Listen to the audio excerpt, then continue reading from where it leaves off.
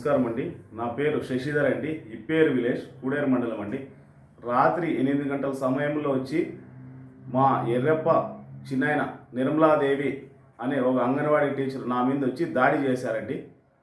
నేను ఒక్కడే ఉన్న సమయంలో చేసి వేరే దుండగులతో తీసుకొని వచ్చి నాకు తల గాయమైతే కొట్టి నన్ను ఆస్తి కోసం, ఆస్తి నాకు కావాలా, వాడు చనిపోతే మంచి జరుగుతుంది, ఆస్తి మాకే జరుగుతుందని చెప్పి వాళ్ళు అడిగినారండి.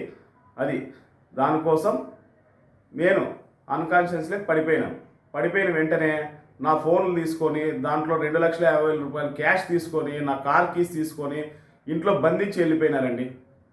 అది జరిగేది. నేను సిఏ గారికి కానీ ఇచ్చానండి, కంప్లైంట్ ఇచ్చాను, కూడేరు సిఏకి ఇచ్చాను. నాకు రక్తగాయాలైనాయి, చాలా సమస్య జరిగింది. దీనికి ఎవరు స్పందిస్తారో చూడండి. అదండి.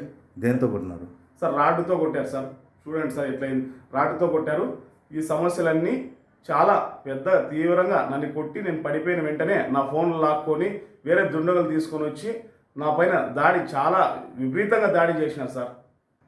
విచక్షణ రహితంగా ఇనప రాడ్లు రాళ్లతో కొట్టి దాడి చేసి ఐసీడీఎస్లో వర్క్ చేస్తుంది నిర్మలాదేవి అని మా పిన్నమ్మ వచ్చి కొట్టింది సార్. విచక్షణ రహితంగా కొట్టి మరి నన్ను ఇబ్బంది పెట్టి నాతో ఉండే డబ్బుగా తీసుకొని పోయినారు. ఆస్తి నష్టం మొత్తం అంతా వాళ్ళే బాధ్యులు.